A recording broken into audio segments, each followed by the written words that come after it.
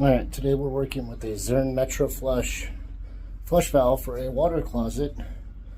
This thing is shot.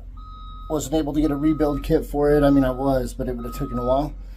So I gave them the alternative of just replacing the whole valve. This thing is shot. First thing we're going to do is remove that little clip right there and shut the valve off.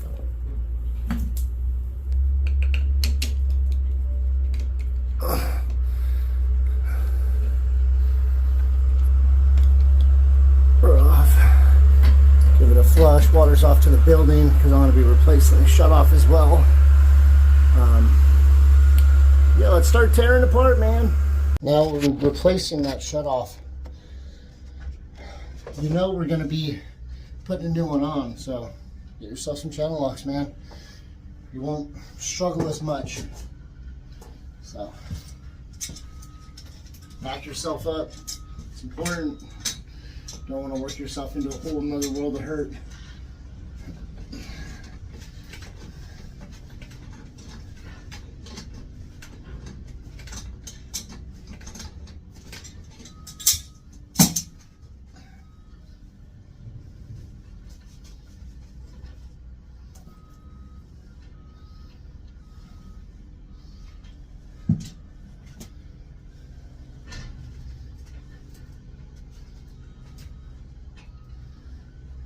Clean it up, you know, make everything pretty.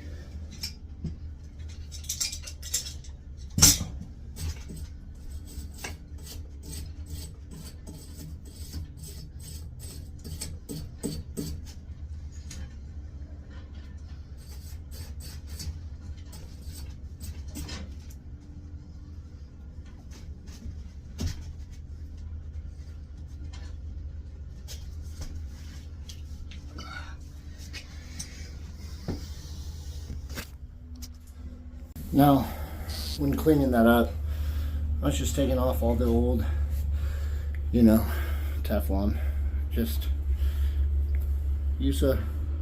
I'm using a 1-inch copper, you know, cleaner when I got a sweat pipe, but now we got it all apart.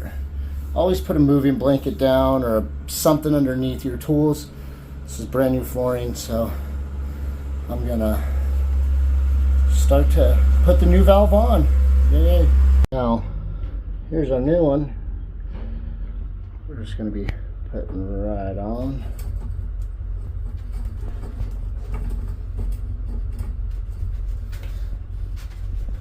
With my Woodland Blue Magic and my Blue Monster Teflon tape. And this is a prime example why I say to use smooth edged. We know this shut-off valve was defective. I'm sure, of course, I could have put a new spring in there. I could have done a lot of things, but big construction companies, a lot of the times, they can't wait. They just need things done. You give them option A, B, and C, and they say, just put a whole new thing in. Put a whole new valve, get it done. I don't want to think about it anymore. So the option is always the customer's, but with this, he just wanted brand new. So obviously, when we go to put it back on, we are going to utilize smooth edged, so that way we don't leave any scuff marks. Take pride in what you do. I'll elaborate that in any video I do, and back yourself up. All right, when also you go to put your dip tube down in, you obviously got your old one. I got the exact same valve. What I like to do, take this bad boy out and take everything off and measure them up. Do I need to trim any? Luckily on this one, I do not.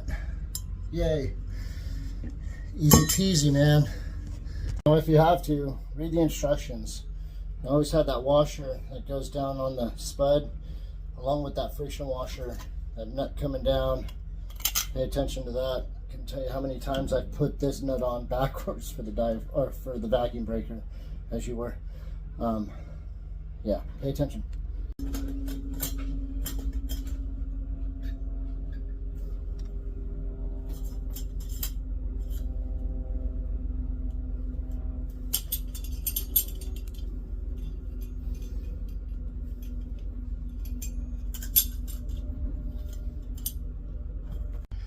Alright, now what I like to do before turning water, I come up and I just make sure that these are completely off before turning water on.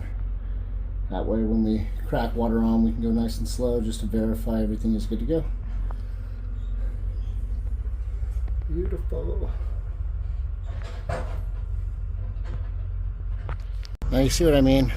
This may just be a, you know, ISO container, whatever, switched into a bathroom, but it doesn't matter. After getting the water back on, come back in, check your work, take pride in it. Now it's time to start cracking on water. Go real slow to ensure we're good to go. Alright. Water is going.